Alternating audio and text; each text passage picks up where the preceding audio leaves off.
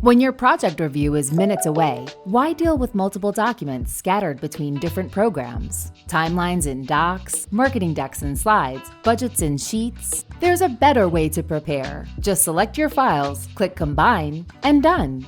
With Combine Files to PDF by cloudHQ, you can merge all your project files into one polished, professional PDF. Let me show you how. It's simple. Just select the files in your Google Drive that you want to include in your PDF, right-click, and select Combine Files to PDF.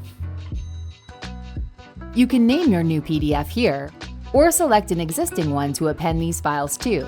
I'll name my new PDF Project Atlas. You can organize the order that your files appear within your PDF here. I'll put my launch timeline doc first. And you can add more files here from your Google Drive or upload from your computer. Now I'll click Combine. cloudHQ combines all my files for me into a single, organized PDF. No more reformatting, no more lost data, just a perfectly organized PDF with zero hassle.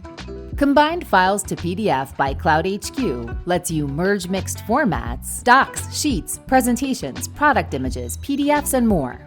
Preserve all formatting, slide decks, budget tables, high-res photos perfectly.